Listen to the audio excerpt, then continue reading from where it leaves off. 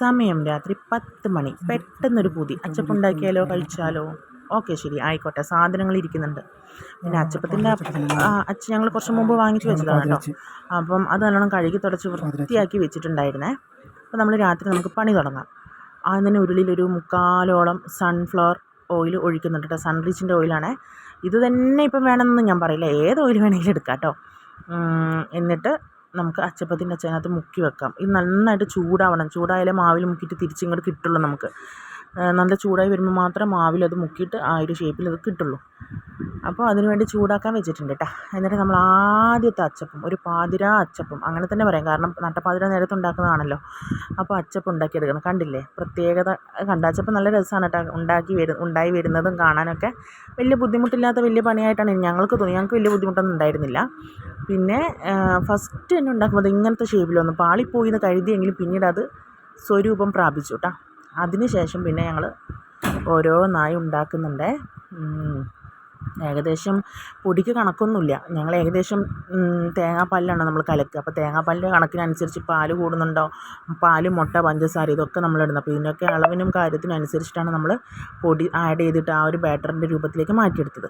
ഇതിൽ നമ്മൾ തേങ്ങാപ്പാൽ, പഞ്ചസാര, എള്ള്, ഒരു നുള്ളുപ്പ്, മുട്ട, അരിപ്പൊടി, ഇത്രയും സാധനങ്ങളാണ് നമ്മൾ എടുക്കുന്നത്. വറുക്കാത്ത അരിപ്പൊടി വേണം.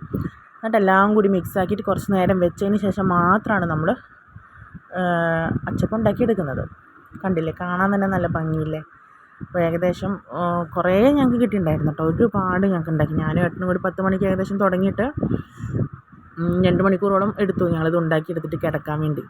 ഉണ്ടാക്കുന്നതിന് കൂടെ തന്നെ പകുതി മുക്കാലും വയറ്റിലേക്കും പോയി. അത് വേറെ കാര്യം കേട്ടോ. കണ്ടില്ലേ, മാവ് ഉണ്ടാക്കി വെച്ച മാവിലേക്ക് നമ്മൾ ചൂടോടെ നിൽക്കുന്ന അച്ചപ്പത്തിൻ്റെ അച്ച് മുക്കിയെടുത്തിട്ട് ഇങ്ങനെ പതുക്കെ, എന്നാൽ ഉരുളിയിൽ തൊടാനും പാടില്ല, ഇങ്ങനെ തൊട്ട് ഇങ്ങനെ ഇളക്കി കൊടുക്കുമ്പോൾ തന്നെ വിട്ട് വരും. എന്നിട്ട് നമുക്കത് കോരിയെടുക്കുന്ന സമയത്ത് അത് കാറ്റ് പോലെ ഉണ്ടാകും. പക്ഷെ നമ്മൾ പിന്നെ അത് വെച്ചാൽ അത് ഉറച്ച് വന്നോളൂ കേട്ടോ. കണ്ടില്ലേ, ഞങ്ങളിങ്ങനെ അടുക്കി വെച്ചിരിക്കുന്നുണ്ട് കേട്ടോ. ഭയങ്കര സന്തോഷം തോന്നി ഉണ്ടാക്കി വെച്ചപ്പോൾ. പിന്നെ തിന്നാനും ആർക്കും ഇഷ്ടമില്ലാത്തത്, നല്ല കറുമുറുവായിരുന്നു കേട്ടോ. നല്ല രസമുണ്ടായിരുന്നു, നല്ല ക്രിസ്പി ആയിരുന്നു. കണ്ടില്ലേ, ഇത് മാത്രമല്ല, ഇതിനേക്കാൾ കുറച്ചും കൂടി ഉണ്ടായിരുന്നു കേട്ടോ. പിന്നെ ഞങ്ങളൊക്കെ കുറേ കഴിച്ചു. അപ്പോൾ നമുക്ക് ടേസ്റ്റ് നോക്കാം കേട്ടോ.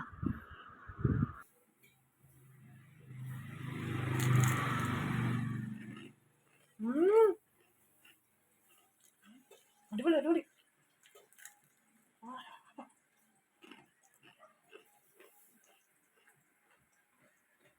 അപ്പോൾ നട്ടപ്പാതിരൊക്കെ ഞങ്ങളുണ്ടാക്കിയ അച്ചപ്പം കണ്ടില്ലേ. അപ്പോൾ ഇതുപോലെ അച്ചപ്പം ഉണ്ടാക്കിയവരും ഇതുപോലെ എല്ലാം വേറെ രീതിയിൽ വേറെ എന്തെങ്കിലും ഞാൻ പറഞ്ഞ ഇൻഗ്രീഡിയൻസ് അല്ലാണ്ട് വേറെ എന്തെങ്കിലും ചേർക്കുന്നുണ്ടെങ്കിൽ കമൻറ്റിലൊന്ന് പറയാൻ മറക്കരുത് കേട്ടോ. എൻ്റെ കുറേ വീഡിയോസ് അപ്ലോഡ് ചെയ്തിട്ടുണ്ട്. എല്ലാം കണ്ട് ലൈക്കും കമൻറ്റും ഷെയറും സബ്സ്ക്രൈബ് ചെയ്യാൻ മറക്കരുത്.